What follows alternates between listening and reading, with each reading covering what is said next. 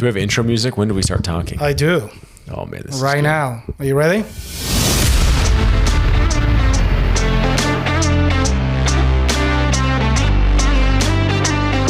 This is the Men Refined podcast.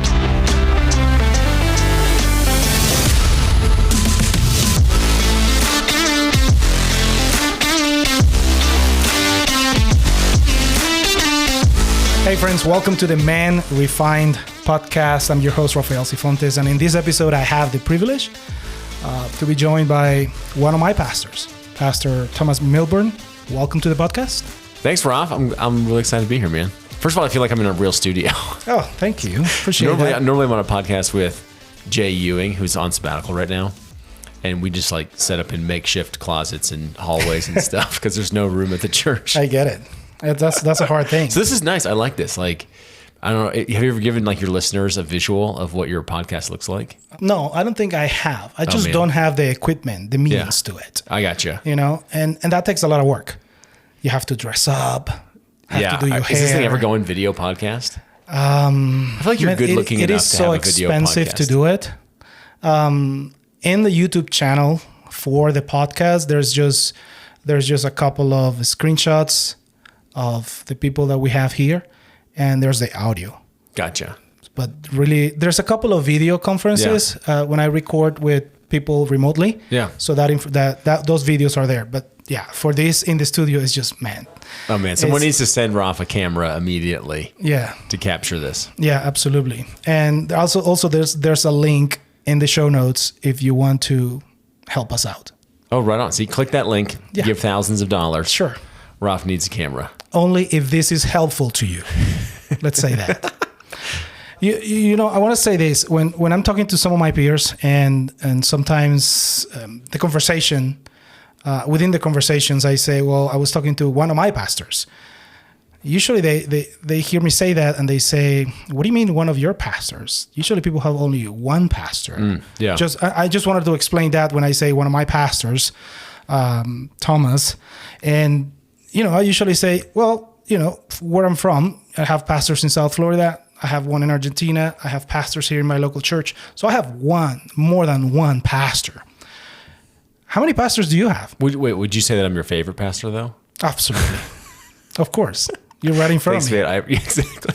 Whoever's right in front of you. Of course. That's so good. Absolutely. Yeah, I mean, I don't know if people who are listening are familiar with like what the word pastor even means. Right. That's right. So categorically, you could put it into kind of two areas. One could be in the sense of shepherd, which is probably the primary use of the word pastor, that you actually oversee a pasture. If that's helpful for people to think of it that way. So you are a shepherd, so you care for sheep. And you might have head shepherd, lead shepherd, right? Someone you're like, that's the one that is in charge of this whole, flock. But at the same time, like, who are the shepherds of your life? Who are the people that help shape, guide, care for you, feed you? And I think you can have more than one pastor for sure. I mean, at Calvary where you attend, there are pastors in different ministry roles. Like there's pastors in men's ministry, there are pastors in teaching ministry, there's executive pastors, right? So like even like just in the financial sense, how do we care for this church, this flock of people financially with integrity? So I am a campus pastor, and so I'm one of the pastors at the church that you attend. So who would be my pastors? I think first and foremost, I think our senior, so Tom Shirk, would be a pastor of mine. Sure, you want to make sure you mention that, right? Well, I think otherwise you get yourself in trouble. Right, of course. I'm just kidding. No, in so many ways, like I think he pastors, which is cool. Like you think of, one of our sayings is like we want to make disciples who make disciples, right? So people who are disciple makers. I think there are also pastors of pastors. So there are those guys that just know, okay, there are men who are in the pastoral role. I know the burdens, struggles, griefs, sorrows that these guys experience. I want to help shepherd them. I want to help pastor them. And so I feel very pastored by someone like Tom. There's also people who, I think have written books that I feel pastored by. My favorite authors are usually dead authors because I know the totality of their life. It's like they can't mess it up anymore. So we all know their screw ups. So I feel very pastored by some people in my life as mentors. And then I think just the ecclesia, the cloud of witnesses, so to speak, the people who have gone before, who pastor their flocks that are now pastoring me. Have you been in a situation where you have felt that you have been pastored by somebody within your own congregation? Oh, for sure. I mean, like, that'd be good. I mean, let me think about that. Like, in the sense of somebody shepherding me and caring for me, 100%. Like, there are, I think, guys that are in this role that don't have mentors, if you want to call them that, you want to call them fellow pastors from their congregation, are just missing out. When they have to be like the smartest, brightest, most perfect person in the room, I feel bad for them. You get in trouble. I think so. So, yeah, I really appreciate the guys in my life that help encourage me, spur me on. I don't know if it's like that one-on-one, like iron sharpens iron, so much to speak, or like, man, these are guys that know more than I know, and I really want to pick their brain about issues. Right. So it's like, I think it's one of those one-on-one within leadership, right? You want to make sure that you surround yourself with the best that there is, the best that you can compile that is around you, and then just trying to get as much data and wisdom, squeeze them as much as you can, so you can make an educated decision, quote unquote, right? On any aspect, on your pastoral journey or in your private life also. There's a myth out there that the American leader is like this all-sufficient person who knows everything, like he's immune. He just comes into a room, casts a vision, and we all like move forward. Right. That's just bogus. Right. So I would say the best leaders, even like my friends who are military leaders, have high ranks in the military. Like they're not the smartest people in the room, and they'd be the first ones to admit that. So their leadership is, let's get the smartest people in the room. Exactly. And help make decisions. Exactly. Right? What's your private life looks like? You're the husband of one wife, I assume. Yeah. Of course. My first wife. Yes, your first wife. And then you have how many kids? We have 4 kids. What else do you have? I don't know. How many jokes are we allowed to make on this podcast? All right. So private life. Well, I'm happy to describe like my personal life. I really try to be the same person in all spheres. And Can you be? I try to be. Okay. So I really try to be the same person that you're going to meet if we run into each other on a Sunday morning, at a funeral. There's different aspects, I think, of who we are, but I'm trying to be the same person. I don't want to give any misconceptions as though I'm somebody else in different areas. But my personal life that really helps color in, I guess, my professional life or my pastoral life would be married to awesome woman, 17 years, celebrated last month. We have 4 kiddos, live here in the area, nearby the church, fully committed to the community, connected to the community in many ways. And just in that season of life where our oldest is 13, our youngest will be 8 soon. Oh, you're having fun, boy. Oh man, it's good. It's really good. So, I mean, just the home front is great right now. No more little kids, right?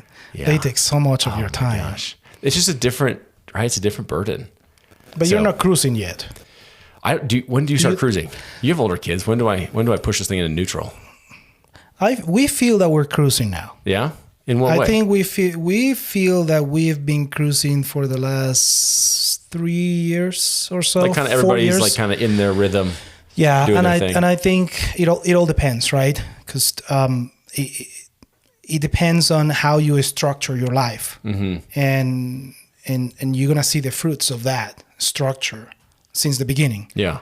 Of your, how you raise your kids. So that helps a lot. And a lot of people, even in our maybe season with the kids the same kind of like age, like where we are, sometimes we just see them like they can't even get a hold of their schedule. Do you think you need like them to be drivers, or at least another driver in the house to hit that season? I don't think it's about who's driving. I think it's about who's leading and who's making those executive decisions. Because sometimes even within the relationship between a man and a woman, there's a hardship on deciding who's going to make that executive decision. Because sometimes as couple, we're trying to make a decision and we can't sync. But when that happens, somebody needs to be able to have the last say. Okay, this is an executive decision. This is the way that we're going to go. So I think there's a lot of failing in that area.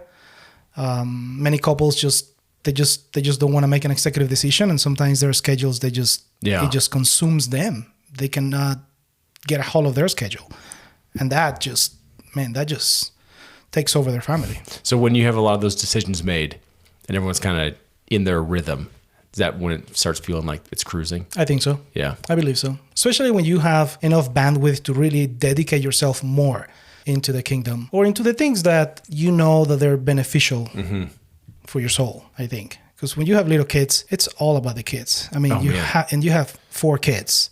I know you think about just some of the expectations that we put on people, like even in their spiritual rhythms, because I'm a huge fan of spiritual rhythms, like creating space, having margin. And there's a reality of there are seasons of life that are just harder. It just seems like to get that rhythm and margin, and little kids can be one of them. Yeah, absolutely. It's like how do you Sabbath on the weekends when they can't feed themselves? Right. They can't clothe themselves. Yeah, and those are the seasons that we need to live on, right? And those are seasons that you just gotta endure. You just gotta go through it. Everybody's going through it. It's just that people go a different way, and some others they just get. Yeah. And you really need a community. They drown in it though. Yeah, that's true. The community helps in those seasons because it's almost impossible to bear it all. Yeah, well, yeah. I think men need to make a decision. I think we believe, and we say it all the time, we have to take hold of our schedule. We have to manage our schedule, not let the schedule manage you. That's when you lose the battle. That's when you have no idea what you're going to do tomorrow. How's planning in your life? You're a pastor of one of our campuses in the local church. And on top of that, obviously, you oversee other areas. You have a family, you have a wife, you have 4 kiddos. You're part of the community. You must have your time for yourself as a man also, which you need to breathe, to relax, to recover. How do you manage that? What is a day or a week in the life of Pastor Thomas looks like? Yeah. Honestly, Rafael, this is one of the things that I really struggled with as a young pastor. Not that I'm that much older yet, but still. How old are you, Thomas? I'm going to be 40 this year. There you go. Congrats. Welcome to the club. I guess. I don't know. So it's good. You're going to be 40. Yeah. You already have 4 kiddos. What a blessing that is. Yeah. And then I'm going to retire. I think you retire at 41. That works. What a blessing that is. How many men do we know? And this is not a judging, but it's just obviously, things happen. Our lives get out of whack. But how many men do we know that are in their mid 40s and they have 2 little kids in their life? They don't have the bandwidth. They don't mentally, physically. It's a challenge. It's a lot of work. So I'm just saying what a blessing, because it's a blessing to start early. It's a blessing to have these kids at a certain age. And I know people don't like when we talk about this, but there is something to say when we start early, because we can definitely enjoy more our kids. We have more energy. Our testosterone levels are way better. Man, everything adds up. There's always, like you're saying, there's life circumstances that sometimes inhibit that. But if you get to put a value on, hey, if you can get to school, get educated, get employed, and the Lord bless you with a wife and young family, then just go for it. Like there's so many young guys that I talk to, they're like, well, I just want to kind of travel, do my thing until I'm 40. Right. And I'm like, I just highly recommend that you don't do that. Yeah. I know I joke sometimes like, man, I should really have had kids when I was a teenager, when I wanted to stay up all night.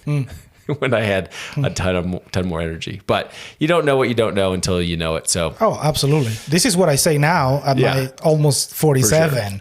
Okay. I wasn't saying that at my mid 30s. No. I wasn't thinking about it. But even like if you're a newlywed couple and you're like, oh, let's just put off kids for like 5 to 10 years. I just say, man, get that on the backside. Like when you have money. Start now. Yeah. Travel when you got money. Yeah. Start now. Yeah. Like it's just fun. It's so great having kids. Yeah. And so anyway, back to your schedule. Yeah, so that's probably the thing I struggled with the most, because for most of my life, I have done different types of work that are like project type work, where the earlier you can get in, the earlier you can leave, the more you can get done. And so even from building custom homes to working in like open space, working in our trails management programs in Colorado, it was like, okay, you can put in more work and you can get more things done. You can get projects done faster. And so then you can kind of move on with your week. You can even create margin in your life if you're willing to get up early and get work done. The pastoral life is not that way. And I really entered the pastoral life thinking in that mindset, like, okay, let's get projects done. Let's load up the week. Let's meet with a lot of people early, and then we can kind of get some space on the backside. And one of my mentors, maybe it's someone who's pastored me, is someone who came along and said, that's not the type of work you're in. You're in two kinds of work that are fundamentally different. One, you're more of like a first responder. So there's going to be a lot of your schedule that is not determined by your planning. You're going to respond and react to what's going on. And then two, you're in a thinking position. So you have thinking work to do. You need space in your life to just think. And one of the guys that helped me think through this was the president of Ball Aerospace. And it was amazing because all the projects he's working on, he said, I still have a thinking job. And I would create an hour a day as the president of Ball. I just think this is amazing, where he was uninterrupted and just allowed him to think. Oh, yes. And I just thought, okay, I am in a different role. So it's not about as many nails in the boards. It's not about how much steel we can get tied up today, how much concrete we can pour, how many jobs we can secure. It is, okay, what has the Lord brought to me today that I'm responding to? And how can I create margin to think? And I think a lot of guys don't take the time to do either of those very well. And so in some way, they lose that creative and critical thinking part of their life. And so they become entrenched or enrutted in just like the day-to-day, projects, mandates without thinking, okay, where am I? Who am I? Have I done well? How do I evaluate my experiences? A lot of people don't think, and they don't add those spaces in their own work schedule, not even. When I was working in the corporate, 9-to-5 job kind of a thing, I had so many people that will need me at times, and I had to, because I needed to learn constantly. I had to, even between meetings, I needed like 40 minutes between meetings. And I see schedules from peers of mine, and they don't even have 10 minutes right between meetings. I'm like, how can you even prep or decompress, right? Because every time you come out of an hour meeting, an hour and a half meeting, even a 30-minute meeting, you need to allow your mind to decompress from that and then get ready for the next one. At least that's how my brain works. And I know that when you mention that what this guy does, he allows that time to think, to refresh, right? To vision in whatever job he's doing at this company. That's something that I learned maybe 20 years ago. Yeah. Because I needed it. I felt that my brain wouldn't process, and I was exhausted because I wasn't even thinking. So without thinking, how can you actually get to the next step or get to the next meeting with a fresh mind, with a mind that is ready, so you can assess and then visualize what you're trying to get into, and then you just execute, right? And so back to your schedule, back to your framework. I'm assuming that then you have blocks of time that are your blocks of time. Yeah. I mean, not everybody, to my own history, like has the same kind of job, right? Yeah. So like some of it is very much project oriented. Like you just need to go from project to project. But every guy, I think, needs to learn this, because at some point during your day, you leave work and transition to home. Right. And you need time to decompress. Oh man, absolutely. Oh, yes. If you just go from like last phone call of the day that you took in your car on the way home to walking into your house, that's a recipe for disaster. How do you do that as a pastor? So, I mean, there's lots of practices that I have from that, because I used to have a longer commute, and I have a shorter commute. But I mean, I'll like process the day like on a sticky note and say, these are the last 3 things I was thinking about. These are the first 3 things I want to start thinking about in the morning. And then I might even leave that on my steering wheel or on my desk, so that when I re-enter the workspace, I'm ready to pick up. And by doing that, I'm allowed to like set that work to the side and enter home, because it's a different space. So that's a very practical like mind game that I'll play, moving from a pastoral space to a home space. But will you receive phone calls? Like, how do you all day, schedule all night. works? Because, I asked that question because I have some friends, and even in their voicemail. Yeah. What's their voicemail say? Like, so the voicemail says, if you're calling me on, let's say Saturday, Wednesday, is my day off, I'll return the call tomorrow. I think that's super helpful, because a lot of us feel guilty for not answering every phone call at night.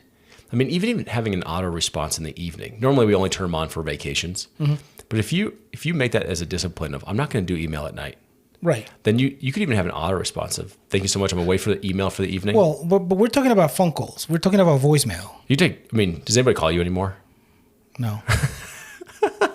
People text. I know. Nobody So calls. what are the etiquettes of texting? Man, Do you have etiquettes Oh my gosh, of okay. texting? Because I know Yeah. people, not pastor, Yeah. just aside. yeah. I know people from the opposite sex Yeah. that if they receive a text, they need to respond right away. Okay. So I used to do say that. it's a text. Yeah. You respond when you are ready to respond. Yeah. It's a text. If there's an importance, they're going to make a phone call. Or you get another text. Oh, you got 20 texts at once. Yeah. But it's still, if it's important, they should call. That's just my take. Well, that's how I take text. Yeah. That's probably not going to happen to the younger generation. They're never going to call you. Maybe they would. Yeah. I mean, here's the first thing. I'm just terrible at texting. So people will text me and like 4 days later, I'll get back to them. So for me, it's not a great means of communication for me. Wait, but as a pastor, people are expecting for you to answer your text. Here's how I learned. Okay. So one morning, my phone goes off, 5:55, 6 a.m. Call me. What do you do with that? What do you assume is happening with a text that says call me? Ooh, I hate to assume. That's one thing that I hate is assuming. Okay. You're a better man than me. So for the guys listening. Well, it gets me in trouble when I assume. So that's why I don't like to assume. You get a text early in the morning, 5:45, 6 a.m. says call me. I call right away. You call right away, right? I mean, that's what I did. I mean, that's... So I call right away and the dude's wife picks up. Oh. Now what are you thinking? Oh, man. Yeah, it was from his phone. He texted me, call me.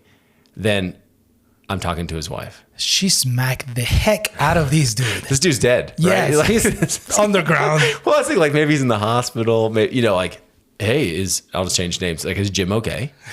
Is Jim alive? And she's like, yeah. This is not a gym, right? This is not a Jim. Okay, just. I told you I changed the names. Okay. Says Jim okay? Yeah. We've been fighting all morning. Oh, boy. And Jim finally said, maybe Thomas can help you. And Oh, texted no way. me. So, and then handed me the phone when he saw that you were calling. I was like, oh, is Jim there? And she's like, yeah, he's standing right here. He needs an intervention. I said, can I talk to him? I said, hey, bro, that move works one time. That's it. And it just happened. I'll see you this afternoon at 3:00. So I met with him that afternoon. And I was like, man, first of all, you can't do that. Like, one, that's an abuse of you knowing my number. And then for you just to hand the phone to your wife, like, maybe Thomas can solve this for you. Like, what kind of man are you? What does that say? Right. Totally. About that man. Anyway, so that's like, so from then on, the immediate text of call me. It's like, if I respond, if anything, it's what's up? Question mark. Right. So if you text me, call me, and it's at 4:00 in the morning, I'll first text back, what's up? Question mark. Because I think people abuse the text. Because I get text at 11:30. Hey, did you see my email today? Like, why are you texting me? Like, if I saw your email, I would have replied. If I didn't reply. Again, etiquettes, right? Email etiquette. There is no etiquette anymore, etiquettes. man. So you have to, I mean, all I say that to say, two things. One, you have to control the communication now, because it's just going to come in, right? Absolutely. I mean, think of it this way. You have an email. You probably have more than one email, right? You probably have a work email and a personal email at minimum. I don't even know how to even put them together anymore. Same thing with calendars. I have another mind-blowing. email that you give to like Bed Bath & Beyond, Nordstrom. Newsletters. Yeah, it's like newsletters email. Yeah. Sign me up on this one. So you have at least two inboxes there. Then you have your texting, if you just have one phone. Then you have your phone call. Then you have your actual mail, And then maybe if you're in a company that you have also a executive assistant, they're taking in messages for you. Like, you think of how many inboxes do you have right now? How many you need? But then ask this: how many outboxes do you have? You have one. Just like, one. You're it, man. And so you first and foremost have to figure out how do people communicate to you. And then this kind of the second principle is you have to teach people how to communicate to you. And so everyone's going to communicate to you and treat you the way that you allow them to treat you. Absolutely, yeah. And so if you don't want text at this time of night, I've learned to text back and in the next day say, hey, don't text me at 11:00. That's not appropriate. And at first I kind of felt bad, That's mean. but I think, yes. Seems like you're a mean pastor. Yeah. Sounds good. You have to teach people. I don't think they know.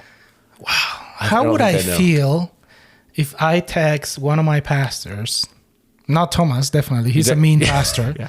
At 11:30, did you get my email? At 11:30. Did you get my email? You see, I wouldn't even do that I know you wouldn't. out of respect. Yeah.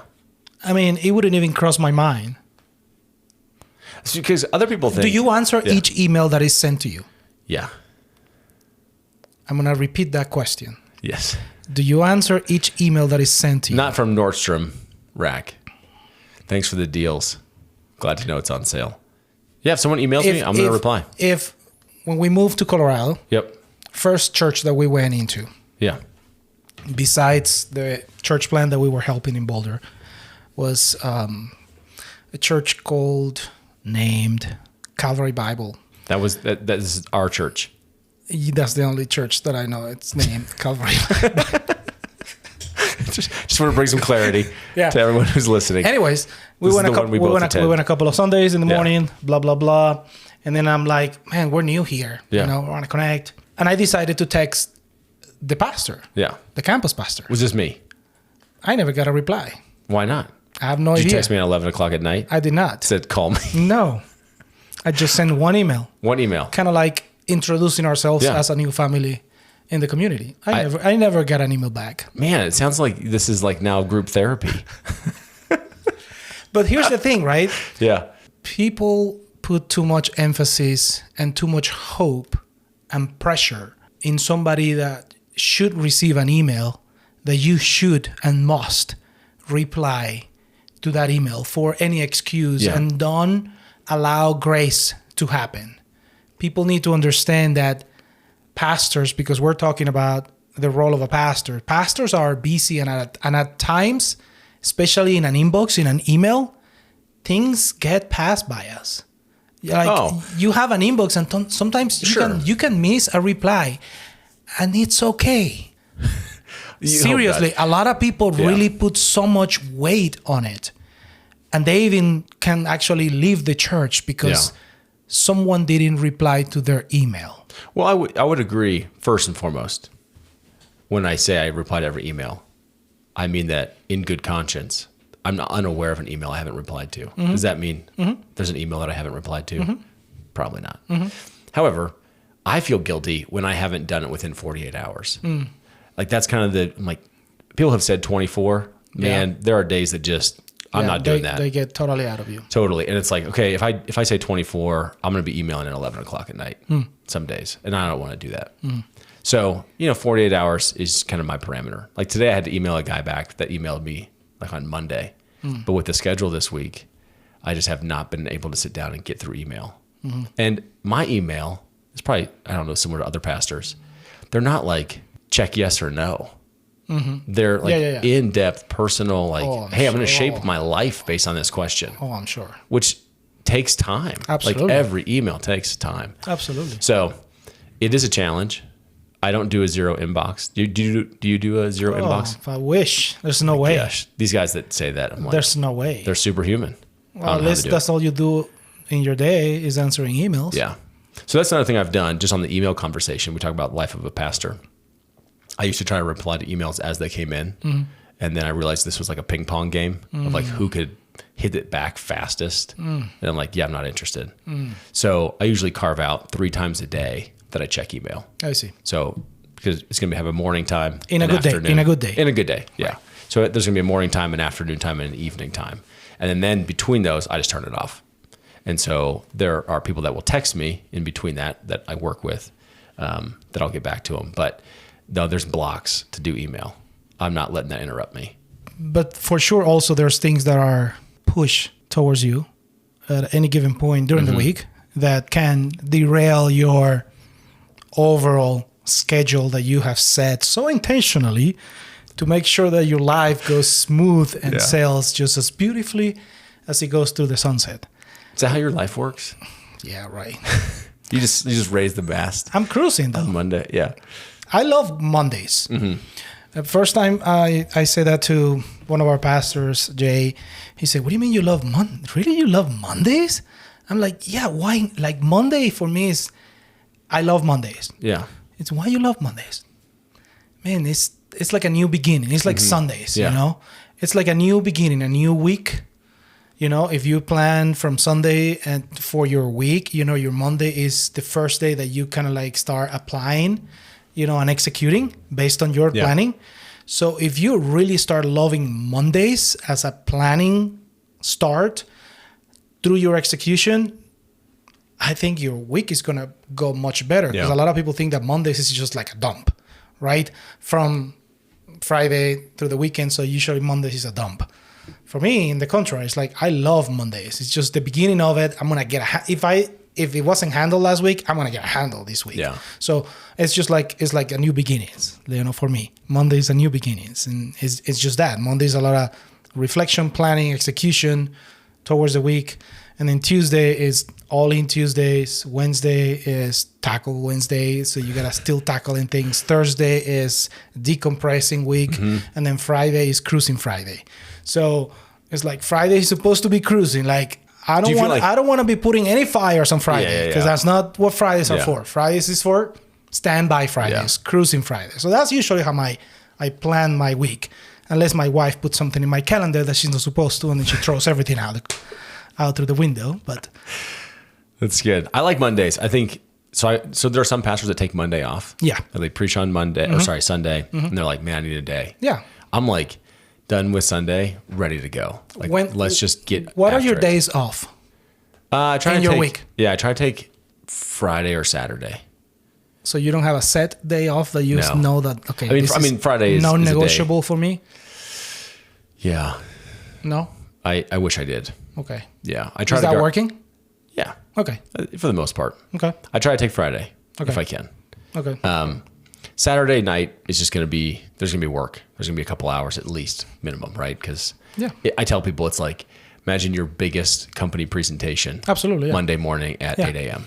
Yeah. So, I've seen pastors that actually take Thursday and Friday kind of like to decompress from everything. And then even Saturday is a work day, basically. At least half of the day is a work day, you know, just to prep for the D-Day. But so here's how kind of my week, if I like look at my calendar and say, okay, I shaped it regardless of did anybody die this week? Because I thought that you only work 4 hours on Sundays. Man, it's more like 3, Raf. 3 hours, 3 on hours Sundays. on Sunday. Yeah, it's really 2 services, and then you're donesies. So how many times you go to the hospital during the week? It depends on the week. Depends on the week. That's like the first responder piece, right? Yeah. But if I were to here's the rubric I throw out, and it's Monday. Like I try to wake up early on Monday, and I am ready to just start thinking about the week. How early? Particularly. How early? I try if I'm able to. It's a 4:30 wake up call. Is that your non-negotiable 4:30? 5:30. Yeah. Now you're extending it an hour. I know. Depends. So like if I had 11 p.m. the night before. Yeah. I just have learned that if I don't get some sleep, absolutely, it will compound and I'll have a problem. Oh man! So I'm trying to get 6 hours regardless. Beauty needs to sleep. Yeah, and you can tell that I don't sleep much. Yeah, you look like you have good rest. Always. I gotta be in bed by 9, so I can get up by 5:30. Is that I need my beauty rest. Are you in bed by 9? I try to. Yeah. Yeah. By 9, I'm already like. I know. It's like I do believe I'm already in my room. Nothing good is happening in my life. Nothing productive is happening in my life after 10 o'clock. Like I've stopped producing quality. Yeah. But at what time you put the kids to sleep? Because that also affects your schedule. Depends. Unless the wife does everything for you. No, we are definitely a team on this. You are a team? One of our kiddos, she plays hockey, and hockey practice doesn't start until 8 p.m. Oh man. So that's brutal. Well, it's just part of our world, right? No, I know. We live in the basketball world. Tell me. I miss it, but I don't miss it. Yeah. So, you're kind of, you got to figure out your schedule based on what's reality. Yes. But ideal is Monday morning is up and early, praying for the week, spend time with just the Lord before my kids are even awake whatsoever. And then my first move is to get back into study. So I'm usually working on 3 sermons at a time.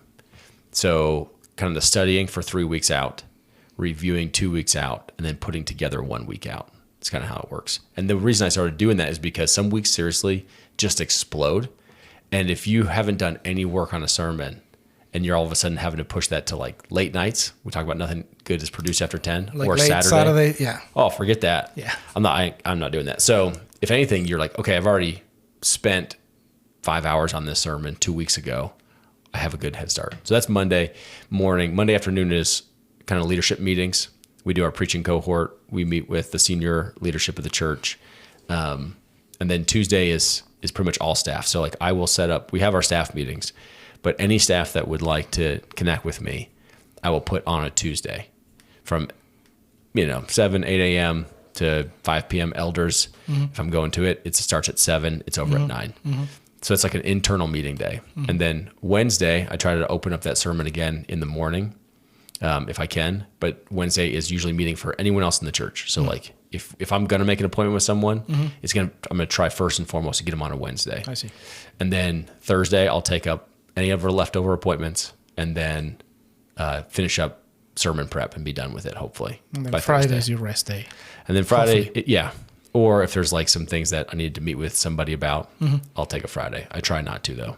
So usually out of the 7 days of the week, you take 2 days out of those 7 days to meet with anybody from the church. So internally on Tuesday. No, I'm saying, yeah. Yeah, so staff like on Tuesday, kind of from your members congregation and Wednesday. congregation, yeah. And part of that is that enough, though? To meet with people? Yeah. I usually find it's not for the people who want my time. Okay. But I'm also learning. How much attention do people require from you? I think it depends on expectations again, right?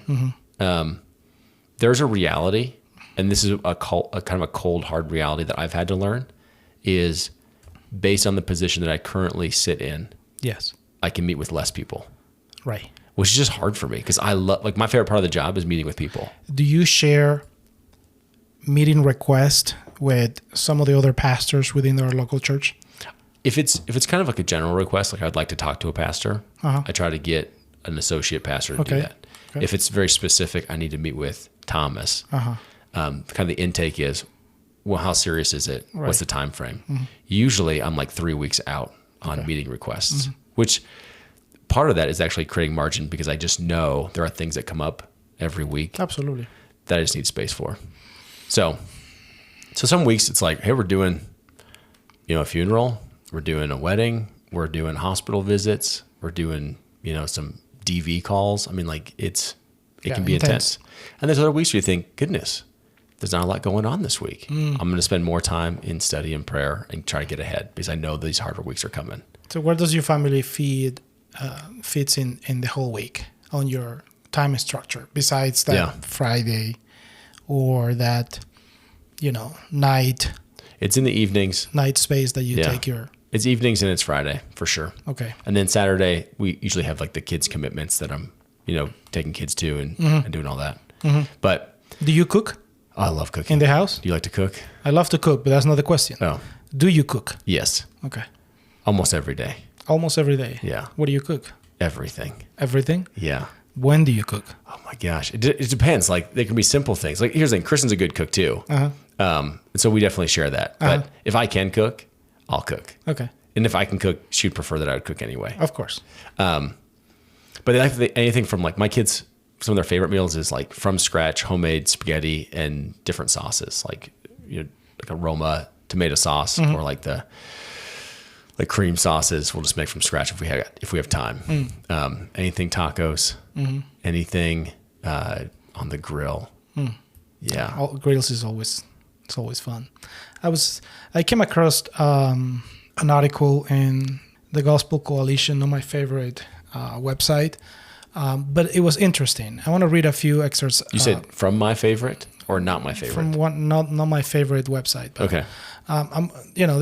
This kind of like pans out a little bit about a week in the life of a pastor, right?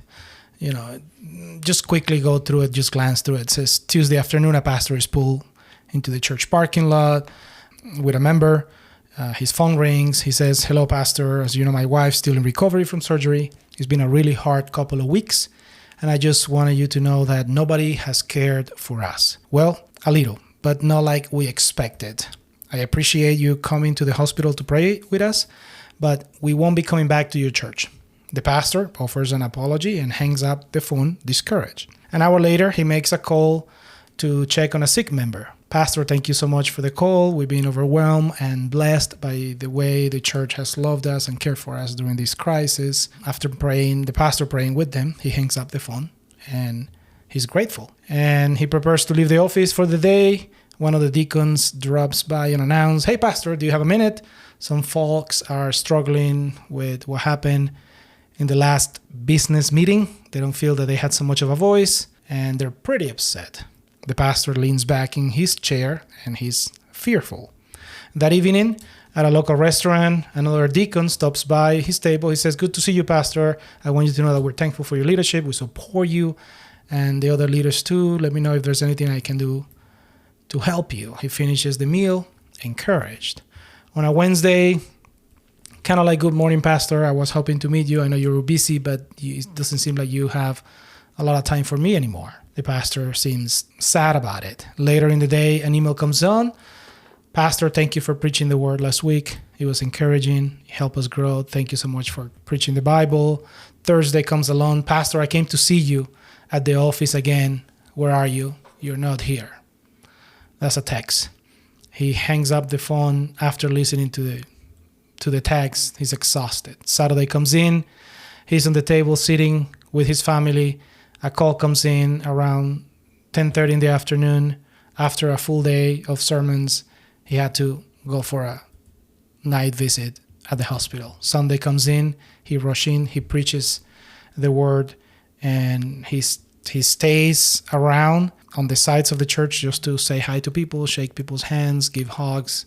And he hears encouragement from many and questions about scheduling a time to meet with some of the members.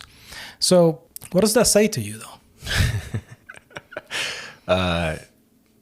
Did you read my emails? Yeah, what I would say, because that's a very real week. That's a very real week. And Eugene Peterson talks a lot about this. Like, the role of the pastor is super obscure. Yeah. No one really understands it. No one knows what to do with you as a pastor. So the world has kind of relegated you to insignificance. And the church has done really one of two things. Like, we make you more important than you should be. Or we basically fire you and find somebody else that we like that will teach us, agree with us, kind of affirm everything that we believe. And so you have pastors like basically coming in or going out. And it's the expectation of people in the church. And when you have a smaller church, those expectations are different than even a larger church, of course, right? And so I think at Calvary specifically, we've tried to some varying success to say the first person you're going to call in your time of need is your life group. We have a small staff. We're not going to put a lot of money behind staff. Most of our staff are actually part-time staff. And so we want you to be supported by your community. And there are many people like, hey, that clicks. That's totally fine. Like, my family has a need. I'm going to call Rafael, and he's going to come help me, get through whatever. He's going to come visit me in the hospital. I'm going to let them know. They're going to bring me food. Some people have never experienced that before. And so their church expectation is, first, a pastor. We'll start with that. Like, a pastor is going to come in. Yeah. Not like a ministry leader, not a deacon, like a pastor. Yeah. And then from there, people have an expectation that not just a pastor is going to come visit them, but quote unquote, the pastor. The pastor. Right? Exactly. Like I remember being in a different role with community outreach and men's and like kind of our global stuff. And someone was really sick. And so I went to visit them because I was on call that day. And so I had a lovely visit with this family and sat back. I thought, this is great. I spent an hour with them. We were laughing, praying. We talked to the doctor. We feel encouraged. I've recruited people to bring them meals, thumbs up, all-star, work today. Oh, great day, right? And I'm ready to leave. I said, anyway, is there anything else I can do? They said, oh, no, you've been very helpful. Anyway, when is the real pastor coming? And they referred to Tom. And Tom's is out of town, right? And I was like, hey, just to break it to you, talk about mean pastor. He's not coming. I was it. They're like, oh, you were it? I'm like, this is all you get, buddy. This is all you get, man. And in some ways, I feel for him. In some ways, I wish someone would have taught him, Like, hey, the church is so much bigger than quote unquote the person. And so I think it first and foremost starts with just educating the body of believers. Be in community, because you're going to, even if you're a member of a small church, you're going to destroy your leadership if this is the burden on the pastor. Yeah. So first and foremost, be in community. Like, it has to start there. And then from there, allow ministry staff. This is why, Paul says God gave to the church all these different kinds of leaders. Absolutely. Right? Yeah. And the purpose of that leadership wasn't to be the ones you call, but be the ones that equip the saints for the work of the ministry. So I'm trying to equip other people to do those sorts of work. So I have had my share of just disappointing people left and right. Well, do you think that's one of the things that should be preached from the pulpit more often than not? That concept of what I call, church business or church politics, because a lot of people, back to expectations, right? Sometimes people come with certain expectations just because they don't know. And sometimes people just don't know what they don't know. They don't know how their body functions, or they just don't know how these body of believers function. No, for sure. And I think on the other side of that coin is actually people who have come from larger churches to Calvary, and they would never call me, send me an email or a text, because their experience is, this guy is untouchable. Right. And that's not the reality either. Right. The reality is, hey, if you send me an email, except for you, I will reply. Within 48 hours. Quote unquote 48 hours.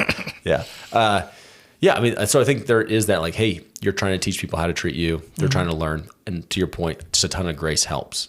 A ton of grace helps of, like, I expect the best of this person, and hopefully they're doing the things they should be doing.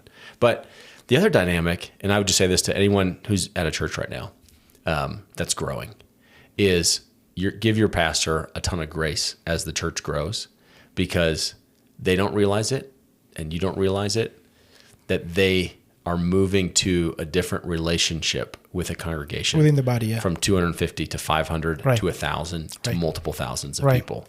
And not every pastor can make that move, because all of a sudden these really close personal relationships that you were having coffee with about, like last week's sermon, they're eliminated. Yeah. Because there's not enough bandwidth for you. Yeah. I'm going to ask this question. I hear this question very often from people that are new in the church, from others that have been in the church for a little bit of time. And there's always this common denominator question about Pastor Thomas. Is it my good looks? You know what I'm talking about? That question is, what's up with the shirt?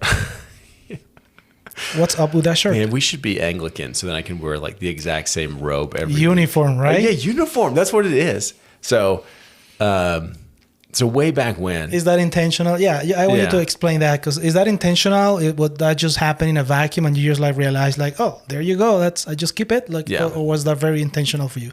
No. So, kind of my journey to this, like, I didn't seek out to be a teaching pastor. The opportunity presented itself for me to come support Calvary in a time. What were you doing before? So before I was even on a church staff, I was working in Southern California, building monstrosities. Oh, you're from California. Well, my wife is. We moved out there for several years. I'm actually I'm from Colorado. Okay. But being out there, we would just build these massive custom homes. It was awesome just to know what people could build. So you work in construction? Yeah. Okay. So from there, I came and started working at Calvary, kind of a second time though, but in the community outreach, global initiatives, and then in men's ministry. Those are the kind of three things I was doing. And the guy who was the campus pastor before me, he took another job, a senior leadership job in another church in a different state. And so Calvary was going to search for their next pastor, and they were going to do it in 6 months. And so I was asked, hey, would you mind helping to carry the teaching load while we look for the next person? And so I was grateful to do it. Well, what ended up happening was, I was like, man, I don't own a lot of nice clothes or like preaching clothes. And I'm not going to go buy a bunch of preaching outfits. So I was like, I'm only going to be here for a little while. I'm just going to wear the same shirt. Okay. So I just wore the same shirt every Sunday. Okay. And then when the elder said, hey, we'd like you to consider being, the campus pastor, I said no. And they said, pray for it. We prayed about it and said yes. And I thought, do I really want to now change the shirt? Like, it's just fine. So I just preached the whole next year in it. And my wife, she's just so kind and caring. She's like, you're not going to preach forever in this shirt, right? I was like, well, that was the plan. So she encouraged it. Well, how about you just buy a new shirt every year? So then in January of the new year, I find some sale rack from December, grab a new shirt. There you go. And here's full confession to the thousands of people that listen to your podcast that don't know me. There have been some shirts that I get to in February that I'm like, I really don't like this shirt. But what are you going to do? Is there a specific color that you're attached to? Because I love dark colors. Man, I'm easy. I'm always dark gray, dark blue. I don't think. I'm easy. I'm always going to see me in a dark shirt. For the rest of my life, I could do one color, like a gray, dark, whatever. Yeah. That's me. Yeah, I'm simple, stupid. Yeah. My beautiful, awesome wife is like, you should change it up. So upon her request and her advice. Did she pick your shirt? She approves them for sure. Okay. Like I'm like, hey, I found this on sale at wherever. It was in my size. How many you won? Yeah, I just get one. How many you won? Here's the best part is now I have like all these shirts in my closet. I haven't gotten rid of them. And so I thought maybe I could just start over again. Like who's going to know? Right. And I haven't. Oh, absolutely. I haven't grown out of any of these shirts. No, that's good though. Over a decade. So you have to give me the secret, man, because like struggle is real here. Anyway, so really it's like simplicity. Like I don't want to think about it. Okay. And I don't want to buy all this stuff. Well, the cool thing is that people don't know the date of that message. They have to really pay attention, especially if they see it online. Oh, yeah. That's true. Because I never it's thought of it that way. always the same shirt. So you don't know when this message was preached. Okay, here's a funny story. Since we're telling stories about people that their names are changed. These two ladies come on a Sunday. This is like 3 years ago. And they said, hey. They're still with the church? Yes. Okay. They said, hey. Let's be careful here. They said, hey, do you wear the same shirt every Sunday? Of course. And I don't know how many weeks it takes for somebody. You know, because if you come 2 weeks and you're gone for 2 weeks. To realize it, about 3 weeks. You think it's 3 weeks in a row? Yes. Well, what if you came for 1 week, came back 3 weeks later? Like, oh, maybe he's done the same outfit. Well, that starts counting as the first one again. Okay, so 3 consecutive weeks. Yes, okay. Definitely. So they came and said, do you wear the same shirt? I said, I do. And they said, we noticed that, and we think it's actually kind of cool because we're coming from a different church. And all of the conversation amongst these ladies was about, oh my gosh, I can't believe the pastor's wearing that this week. Oh, wow. I can't believe he's, whatever it is, you know? Wow. She's like, and the first week we said, oh, I like his outfit. And the second week they're like, yeah, I like his outfit. Then the third week when they came to talk to me, they're like, that's the same outfit. But now we don't have anything to talk about.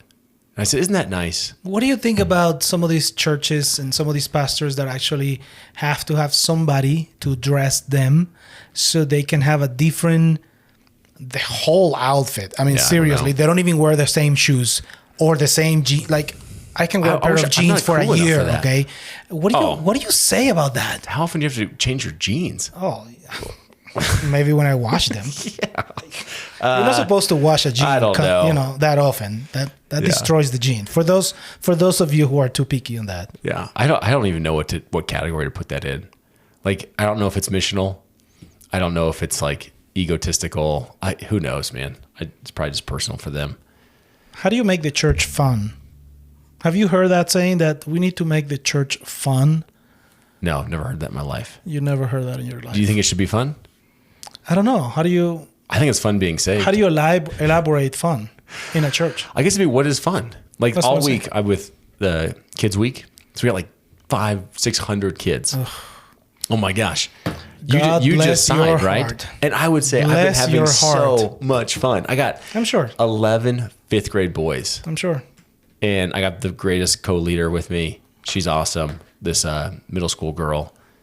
And I'm like, I'm having a lot of fun. So if that's the category of fun, dude, sign me up. Yeah. I don't know. I'm having fun this week. Church is fun. Church is fun. Sunday fun day. Because there's a lot of stuff that I guess the church, the big evangelical, has trying to push lately, I guess, to trying to gather some more of that Generation Z into the church, right? And using these cool, preppy, and exciting phrases like Sunday, like fun day. Dipset. Yeah, fun, whatever, stuff like that. And I get the idea, but how do you take that as a pastor? that preaches from the Bible. Like, where's the fun really? Is it really supposed to be fun? Or what does that mean in the context of the body of Christ? Because for me, I'm looking forward to the Sunday gathering, right? The celebration of gathering as the body of believers. For me, that's exciting. I don't think it's fun, but it's just refreshing. Yeah. It's like a renewal of everything that you've been through the week, right? You gather with so many people. You probably see people that you haven't seen in the week. And it's just the connections, right? Yeah. And, I try to shake everybody's hands as much as I can. So for me, that's my oxygen. That's fun. Yeah. That's my oxygen. And so that's fun for me. Yeah. But I wouldn't call it fun. Yeah. Does that make sense? Yeah. I would say like the goal is not, I've never had the goal of making something fun on Sunday, but Right. yet whatever the other word is, man, I have a lot of fun on Sunday. And I think in part because it's the only place that you're going to gather with the body of believers, that God's going to have a unique manifestation of his presence amongst the body of believers as we open up the word and worship. Like, why would you want to miss that? Like, where else do you go get that? Like, it's not like you go up to Keystone or Copper and you're going to ski and have that experience.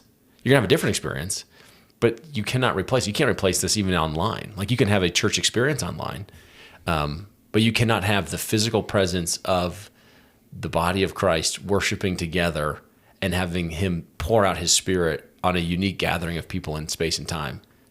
I don't know. That just sounds awesome to me, and I'd like to be there. So in closing, I have one more question, and I want to get your personal take on this. The year 2020, the year of our Lord. What'd you call it? The year of our Lord. Oh, yeah. 2020. Yeah.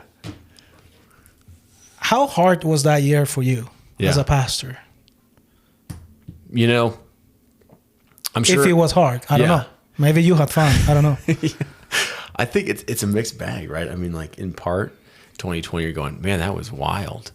And just experiencing 2020, regardless of whatever your job was. Do you remember 2020 at all?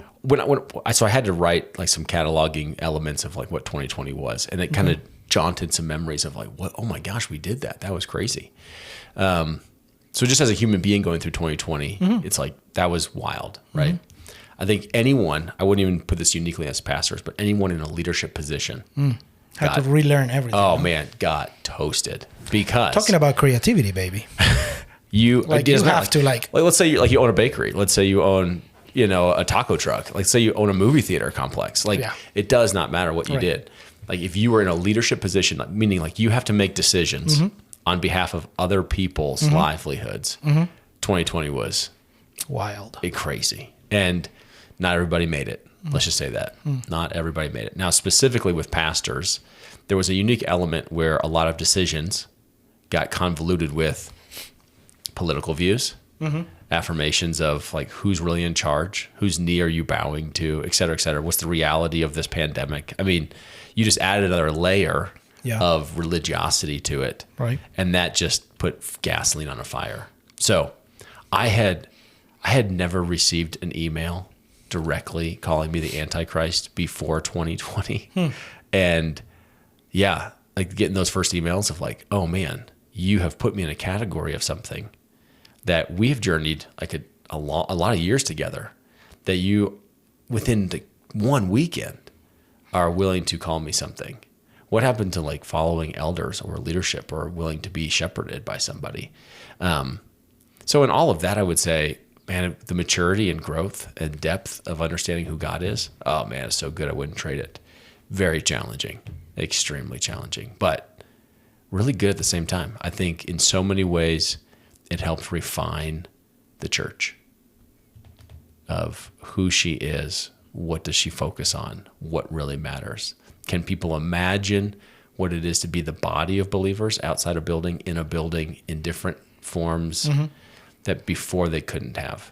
And to prepare the church for maybe a new age that's coming into the West, that our local communities aren't super stoked about churches.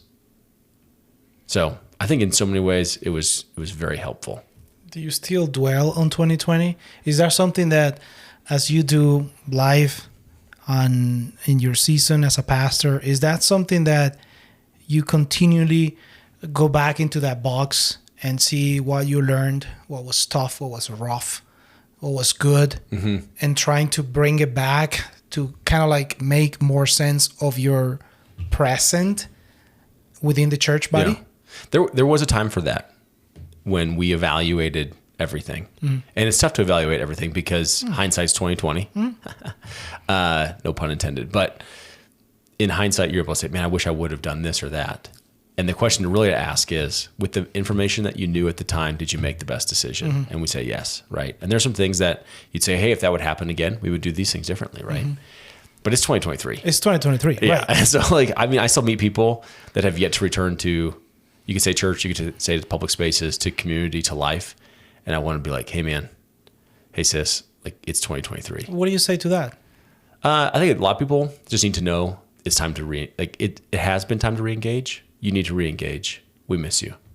I think that the best people that I have heard when they run into fellow believers who have yet to re-engage church, whether it be at the church that they attend or just a different church, for them to say, I bet your church really misses you.